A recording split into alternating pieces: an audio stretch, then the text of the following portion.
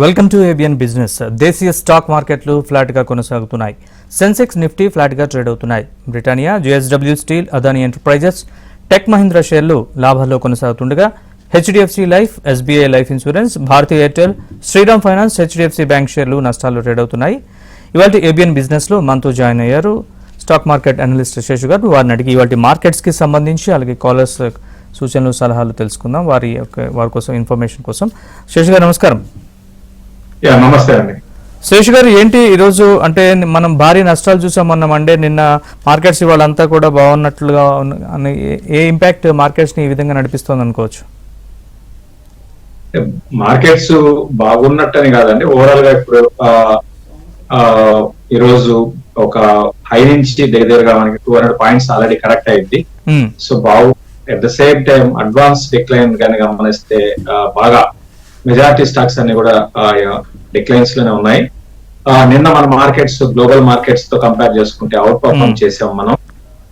So నేను కూడా markets రాను రోజుల్లో ఇదే విధమైన వోల్టాలిటీ ఉండే అవకాశాలు ఉన్నాయి. ఖచ్చితంగా వోల్టాలిటీ ఉండే అవకాశాలు ఉన్నాయి. ఒక్కసారి గ్లోబల్ సెనారియో మారిపోయింది లాస్ట్ ఒక 4-5 days లో. సో బులిష్ గా ఉన్న మార్కెట్స్ అన్ని కూడా బేరిష్ వెళ్ళిపోయినాయి. సో ఈ రోజు వచ్చిన ఏదైతే నిక్కేలో ర్యాలీ ఏదైతే ఉందో అది సస్టైన్ కాకపోవచ్చు. మళ్ళీ నిక్కే మార్కెట్స్ కూడా అంటే జపాన్ మార్కెట్స్ కూడా కొంత ఇక్కడ నుంచి మళ్ళీ వీక్ అయ్యే అవకాశాలు ఉన్నాయి. బట్ ఓవరాల్ గా చెప్పొచ్చేది అంటే మార్కెట్స్ మాత్రం వోల్టాలిటీ ఉండొచ్చు. స్టాక్ స్పెసిఫిక్ యాక్షన్ కొనసాగడానికి అవకాశం ఉంది. ఇంతకు ముందు లాగా వన్ సైడెడ్ గా అప్ ట్రెండ్ అయితే మార్కెట్ లో ఉండకపోవచ్చు. అంటే ప్రస్తుతానికి నిఫ్టీ గాని గమనిస్తే దగ్గరగా 24,000 దగ్గర ప్రస్తుతానికి ట్రేడ్ అవుతుంది. అని అనుకోవడం 23,800 ఆ లెవెల్స్ లో నిఫ్టీకి ఒక సపోర్ట్ ఉండవచ్చు. అది బ్రేక్ అయితే మాత్రం ఒక నుంచి ఒక 800 పాయింట్స్ డిప్ అనేది నిఫ్టీలో షార్ప్ గా రావచ్చు. సో నేను కూడా 23,200, 23,000 లెవెల్స్ బిలో అయితే మార్కెట్స్ అయితే ఉండకపోవచ్చు. బట్ ఓవరాల్ గా ఈ సిరీస్ అంటే ఈ నెలలో అంటే మన ఆగస్ట్ నెలలో మార్కెట్స్ ఇంకా పెరిగే అవకాశాలు అయితే లేవు, అదైతే స్పష్టంగా చెప్పగలుగుతాము. సెల్లాన్ ర్యాలీస్ అని చెప్తాను ఇక్కడ నుంచి. బట్ ఓవరాల్ గా లాంగ్ టర్మ్ ఇన్వెస్ట్మెంట్ చేసే వాళ్ళు కూడా అంటే ఒకేసారి ఇన్వెస్ట్ చేయకుండా ఇప్పుడు రానున్న కరెక్షన్స్ లో ఇన్వెస్ట్మెంట్ చేయొచ్చు. ఓవరాల్ గా లాంగ్ టర్మ్ అయితే నేను బులిష్ ఉన్నానండి. మన మార్కెట్స్ గ్లోబల్ మార్కెట్స్ అంతా క్రాష్ అయిపోయే అవకాశాలు అయితే ప్రస్తుతానికి లేవు. ఇక్కడ నుంచి మా అయితే ఒక 3-4% ఇంతకు నేను చెప్పినట్టుగా ఒక 800 to 1000 పాయింట్స్ డౌన్ సైడ్ అంతకు నుంచి పెద్దగా ఉండకపోవచ్చు. రైట్ సార్, మీతో మాట్లాడడానికి శేషు గారు కరీంనగర్ నుంచి కాల్ చేశారు. శేషు గారు నమస్కారం. కిషన్ గారు చెప్పండి, మీ డౌట్ ఏంటి? ఏ స్టాక్స్ గురించి తెలుసుకోవాలనుకుంటున్నారు? నమస్కారం అండి శేషు గారు. నా దగ్గర గుల్షన్ పాలీ అని ఒక 100 ఉన్నాయండి, లాభాల్లో ఉన్నాను. ఇంకొకటి నీల్ కమల్ ఫర్నిచర్ది అదొక 100 ఉన్నాయి, లాభాల్లో ఉన్నాను. ఈ మార్కెట్ లో ఉండమంటారా? ఫండమెంటల్స్, టెక్నికల్స్ ఎలా ఉంటాయి? లాభాలు తీసుకోమంటారా? లాభాలు తీసుకోవడమే బెటర్ అండి. లాభాలు మీరు తీసుకోండి, ఎందుకంటే ఫండమెంటల్స్, టెక్నికల్స్ రెండు మీరు ఫాలో అయ్యి అనేది కరెక్ట్ కాదంటే ఇన్వెస్ట్మెంట్ కి మీరు ఫండమెంటల్స్ చూడాల్సి ఉంటుంది, షార్ట్ టర్మ్ టెక్నికల్స్ చూడాల్సి ఉంటుంది. ఇది వోల్టాలిటీ మార్కెట్, మీరు చూడబోతే మీరు బాగా ట్రేడింగ్ పరంగా ఎక్కువగా చూస్తూ ఉంటుంటారు. అంటే మీరు అడిగే ప్రశ్న అంతా కూడా ఎక్కువగా షార్ట్ టర్మ్ కోసం అడుగుతుంటారు. బట్ నా ఉద్దేశం ప్రకారం గుల్షన్ పాలీలో మీరు ప్రాఫిట్స్ తీసుకోండి. రైట్ శేషు గారు. నెక్స్ట్ నరసింహ గారు కాల్ చేశారు. నరసింహ గారు నమస్కారం అండి. నమస్కారం.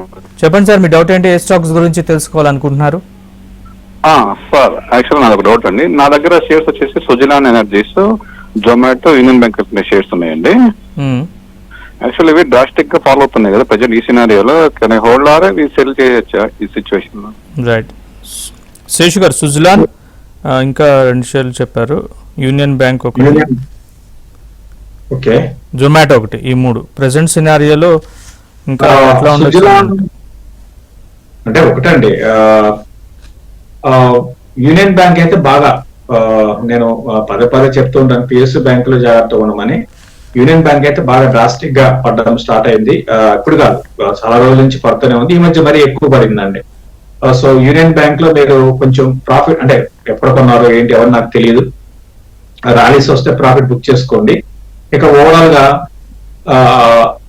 సుజలాన్ మీద నేను పాజిటివ్ గానే ఉన్నానండి. మన నెంబర్స్ కూడా బాగా వచ్చాయి. గ్రోత్ మళ్ళీ అంటే ఇది డెట్ ఫస్ట్ ఏమైంది అంటే డెట్ తగ్గింది. ఇప్పుడు ఏంటి అంటే గ్రోత్ స్టార్ట్ అయింది. అంటే గ్రోత్ అంటే రిజల్ట్స్ లో టాప్ లైన్ అంటే రెవెన్యూస్ పెరుగుతున్నాయి. అది పాజిటివ్ అంశము. స్లోగా ఇక్కడ నుంచి మార్జిన్స్ ఇంకా పెరుగుతాయి. కాబట్టి ఒక ఇన్వెస్ట్మెంట్ పరంగా 3-4 ఏళ్ళు ఉంటే మీరు ఉంచండి. షార్ట్ టర్మ్ వ్యూతో అయితే చూడాలి అంటే కొంచెం సుజలాన్ లో కూడా ఇక్కడ నుంచి మార్కెట్స్ పడితే ఒక 10% కూడా పడవచ్చు అండి. అది మార్కెట్స్ పడితే అన్ని పడతాయి.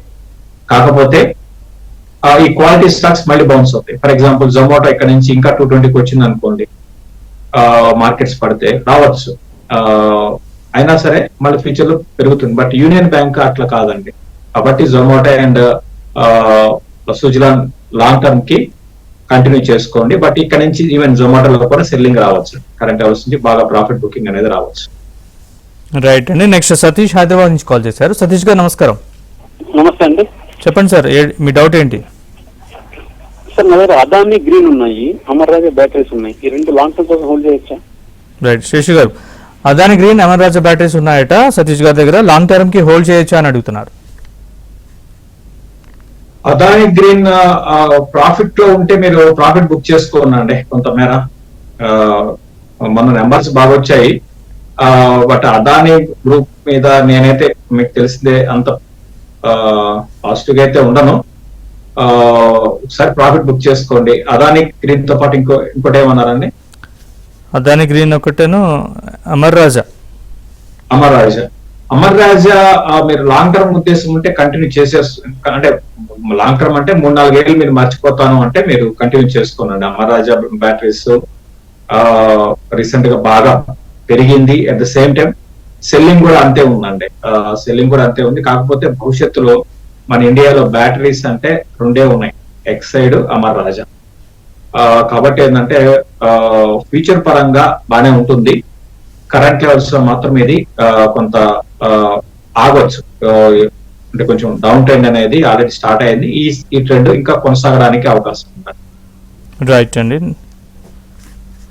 శేషు గారు, సో ఇప్పుడున్న మనకి మీరు చెప్తున్నారు బేరిష్ గా ఉంది మార్కెట్, బుల్లిష్ నుంచి మారింది అంటున్నారు. సో ఇంకా మనకి అంటే సపోర్ట్ లెవెల్స్ ఎక్కడ ఉండే అవకాశం ఉంది? ఇందాక కొన్ని లెవెల్స్ చెప్పారు.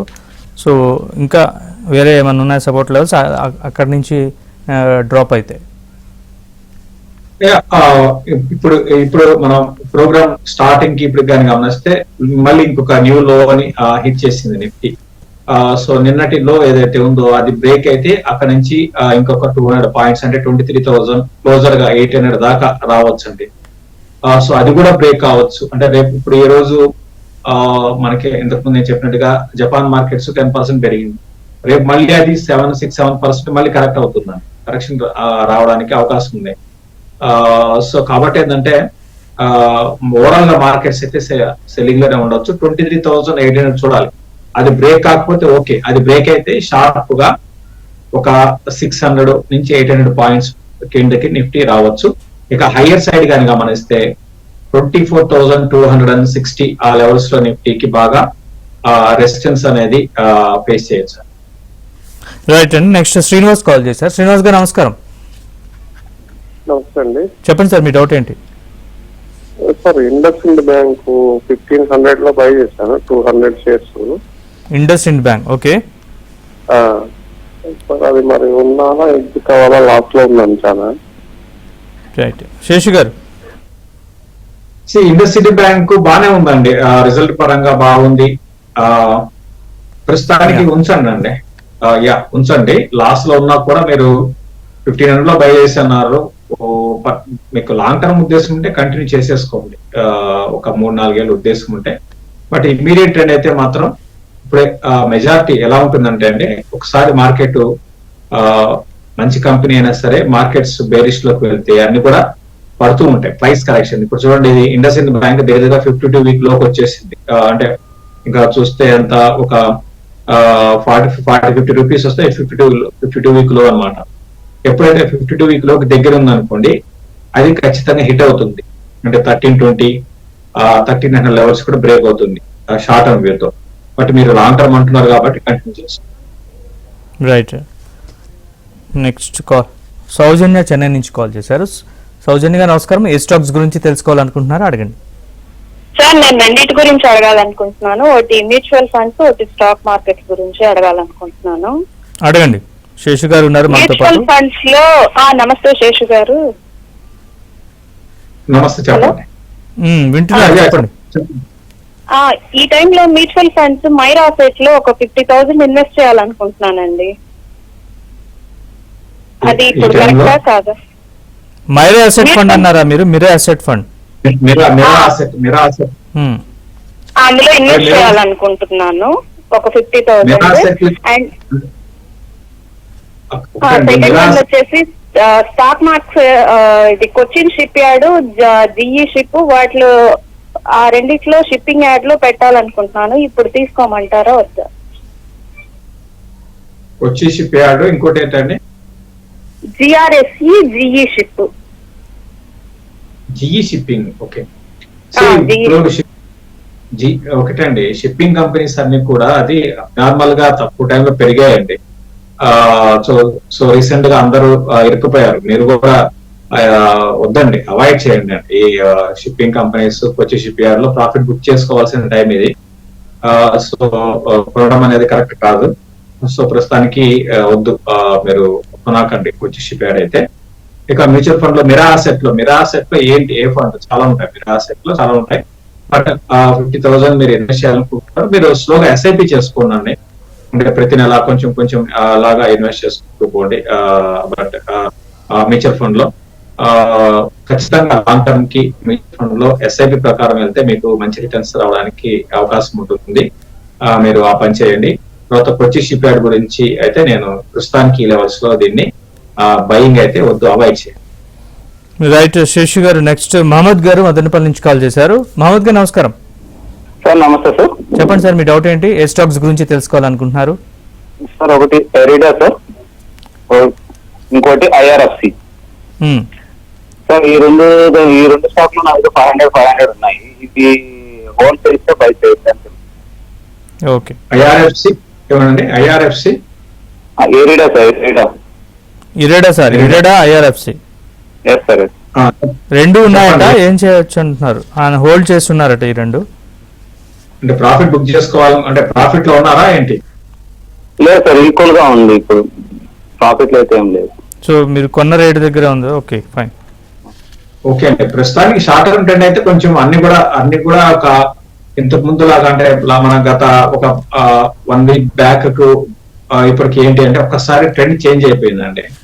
ప్రైస్ కరెక్షన్స్ వస్తాయి, భారీగా పడుతూ ఉంటాయి అన్నమాట స్టాక్స్. రీజన్ ఏంటి అంటే రీజన్ పరంగా ఒకటి ఫస్ట్ పాయింట్ ఏంటంటే అటు గ్లోబల్ క్యూస్ బాగాలేదు, అది ఓకే, అవన్నీ పక్కన పెడితే కొంచెం ఇక్కడ లిక్విడిటీ కూడా అంటే జనాలు భయపడతారు, కొనాలన్నా కూడా డబ్బున్నా కూడా భయపడతారు. స్లోగా లిక్విడిటీ తగ్గచ్చు కూడా. కాబట్టి దానివల్ల ఏంటంటే కొంచెం ప్రైస్ కరెక్షన్స్ వస్తాయి. అదర్వైజ్ ఐఆర్ఎఫ్సి మీద నేను పాజిటివ్ గానే ఉన్నాను. దీన్ని మనం 36 లో చెప్పామండి, ఇప్పుడు కాదు. అక్కడ నుంచి ఎంత వరకు వెళ్ళిందో చూడండి, 200 పైకి వెళ్ళింది. అందుకే మంచి కంపెనీ అయినా సరే కొనే టైమింగ్ కూడా ఇంపార్టెంట్. సో టైమింగ్ అనేది ఇంపార్టెంట్. ఇంకా నెంబర్స్ రాలేదు, నెంబర్స్ కూడా బాగానే రావచ్చు ఐఆర్ఎఫ్సికి. బట్ స్టాక్స్ రెండు కూడా కరెంట్ అవర్స్ నుంచి ఇంకా కిందకి వెళ్లే అవకాశాలు షార్ట్ టర్మ్ కి అయితే కనపడుతుంది. Right sir. Next Bilal Kadapa నుంచి కాల్ చేశారు. బిలాల్ గారు నమస్కారం. ఏ స్టాక్స్ గురించి తెలుసుకోవాలనుకుంటున్నారు? శేషు గారు మనతో పాటు అడగండి. నమస్తే సార్. మ్యూచువల్ ఫండ్స్ గురించి sir, Motilal Oswal Nifty defence index fund లో ఇన్వెస్ట్ చేయమంటారా సార్? మ్యూచువల్ ఫండ్స్ గురించి సార్. ఇంకోటి కెనరా లో మ్యూచువల్ మ్యానుఫ్యాక్చరింగ్ ఫండ్, ఈ రెండు దాంట్లో చేయమంటారా? డిఫెన్స్ కూడా బాగా డిఫెన్స్ అంటే థీమాటిక్ ఫండ్స్. డిఫెన్స్ ఫండ్ ఎలా అయిపోయిందంటే అండి, షార్ప్ గా రీసెంట్ గా డిఫెన్స్ స్టాక్స్ అన్ని పెరిగాయి. సో ఒక 3 నెలల క్రితం 1 year బ్యాక్ డిఫెన్స్ ఫండ్స్ లో ఇన్వెస్ట్ చేసిన వాళ్ళకి అందరికి మంచి రిటర్న్స్ వచ్చాయి.